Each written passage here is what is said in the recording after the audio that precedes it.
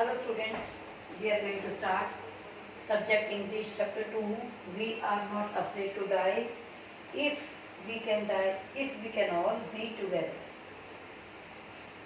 Meaning है कि हमें मरने से डर नहीं लगता अगर हम सब साथ हैं.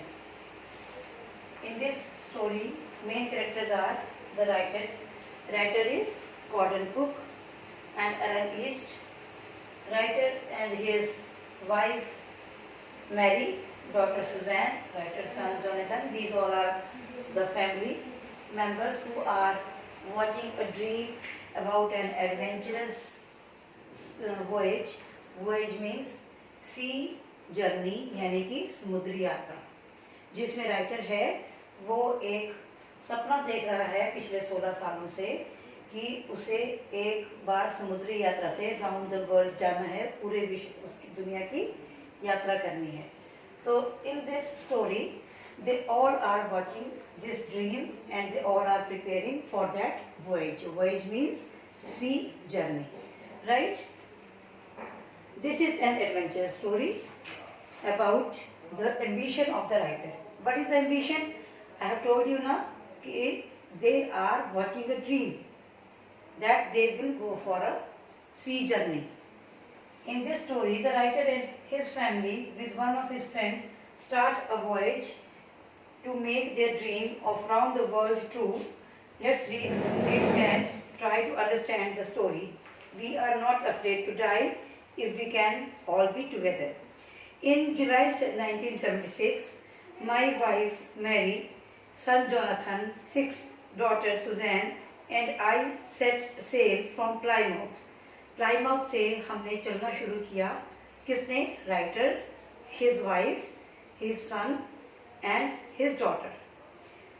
England to duplicate the round the world voyage made 200 years earlier by captain James cook. जो एक round the world captain James cook ने किया था 200 साल पहले, उसको एक बार दोबारा से जो राइटर है और उसकी फैमिली है फॉलो करने जा रहे हैं. For the longest time Mary and I a 37 years old businessman, writer is telling about himself that कि मैं 37 साल का एक businessman had dreamed of sailing in the wake of the famous explorer, and for the past 16 years we had spent all our leisure time honing our seafaring skills in British waters. The writer is telling that for the last 16 years he is spending with his family his all the leisure time, मतलब जो फुर्सत के time जब भी मिला उनको, उन्होंने वो सारा टाइम एक सी वॉकर, वेव वॉकर बनाने में लगाया, जिसके थ्रू वो अपनी सी जर्नी स्टार्ट करने जा रहे हैं. तो इसमें उन्होंने जो टाइम था उसके लिए जो वो अपने लिए एक बोट बना रहे थे, उस बोट को उन्होंने बहुत ज़्यादा ट्राई किया है. किसमें? ब्रिटिश वाटर्स में. बार बार जहाँ भी उनको पानी मिलता, जहाँ भी उन्हें लगता कि उनको लाइफ में उनकी सी जर्नी में ये मुश्किलें आ सकती हैं, for those difficulties they have honed. Honing means they have developed their skills. Seafaring means जो समुद्र में आने वाली मुश्किलें होती हैं उनके प्रति उन्होंने अपनी स्किल्स को और डेवलप किया.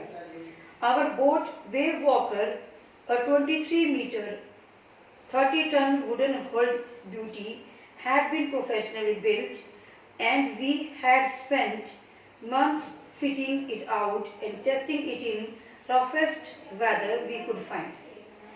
उन्होंने अपनी जो बोट है उसको नाम दिया है वेव वॉकर, जो कि 23 मीटर्स लॉन्ग है और 30 टन वो हल ब्यूटी है, यानी कि वो उसका वेट है.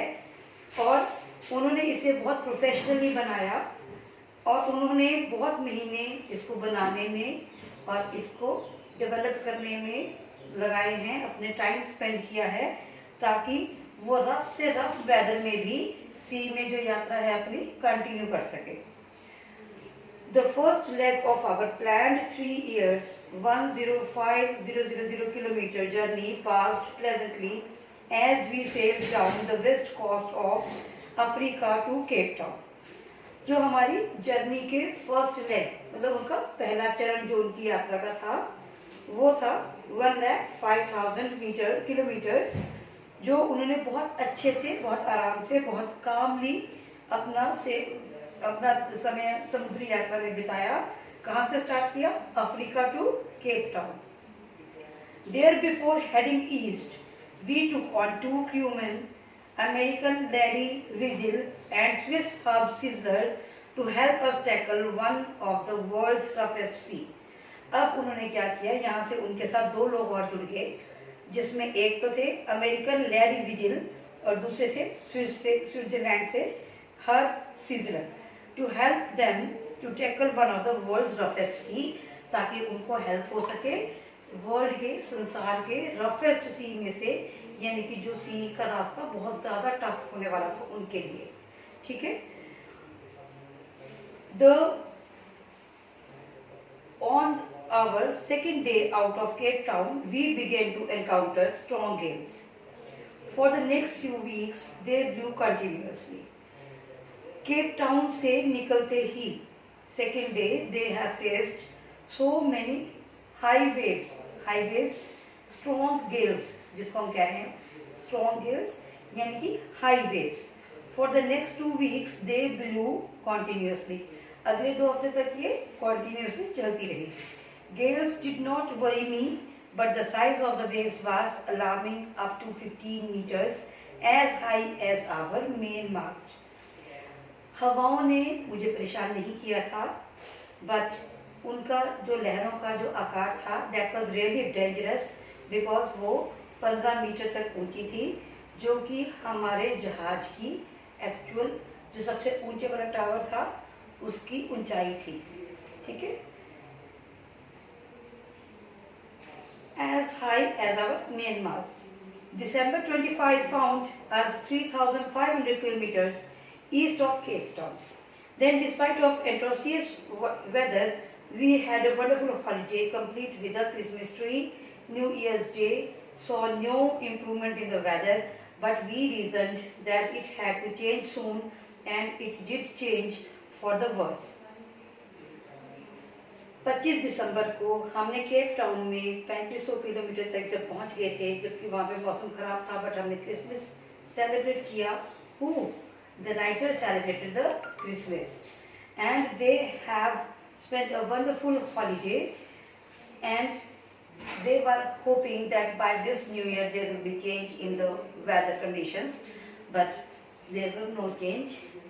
Anyhow, it was the change, but it was very worst too. At the dawn on January 2, the waves were gigantic.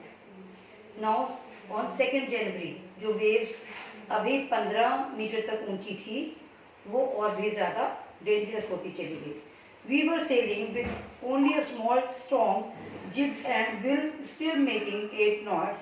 As the ship rose to the top of each wave, we could see endless enormous seas rolling towards us, and the screaming of the wind and spray was painful to the ears. This slow of boat down, we dropped the storm jib and lashed heavy mooring rope in the loop across the stern. Then we double lashed.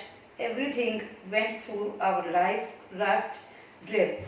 Attached lifeliness, donned oilskins and life jackets, and waited. 2 जनवरी को जो लहरें आई वो बहुत ज़्यादा बड़ी थी, dangerous थी. हमने इस तूफान से अपने आप को बचाने के लिए जो अपने साथ सामान ले गए थे, प्रोटेक्शंस ले गए थे, वो सब यूज़ करना शुरू कर दिया.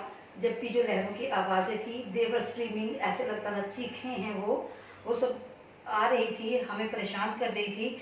But we were ready for these all dangerous things because we were having all the protections. हमने क्या किया, हमने जो अपने शिप की पाल थी वो गिराई, उनको डबल रोप्स से बांध दिया. अपने जो खुद के हमारे प्रोटेक्शन थे जिनको हमने पहनना था वो भी हमने पहनना स्टार्ट कर दिया, और अपनी रक्षा के लिए जो रस्सियाँ बांधनी थी वो बांधी, वाटरप्रूफ कपड़े और अपनी लाइफ जैकेट्स पहनी, और हम वेट करने लगे. The first indication of the impending disaster came at about 6 p.m. Wait किसके लिए करे थे? डिजास्टर के लिए. The first indication of impending disaster came at about 6 p.m. with an ominous silence. Ominous silence होता है जो बहुत दूर तक silence फैल जाती है. The wind dropped and the sky immediately grew dark. हवाएं एकदम से रुक गई और स्काई बहुत ज़्यादा डार्क हो गया. Then came a growing roar. उसी टाइम गरजने की आवाज़ें आने लगी. And the enormous cloud towered aft of the ship. With horror, I realized that it was not a cloud, but a wave like no other I had ever seen. अब जब ये ship से टकराया तो मुझे एहसास हुआ कि ये बादल नहीं था, बल्कि एक इतनी भयानक वेव थी जो मैंने आज से पहले कभी नहीं देखी थी. Each appeared perfectly vertical. ये एकदम से वर्टिकल थी and almost twice the height of the other waves. और जो बाकी सब लहरें थी उनसे डबल से भी ज़्यादा बड़ी थी. With a frightful breaking crest. जिससे कि देखकर टूटने का भयानक दृश्य मेरी आंखों में घूम रहा था.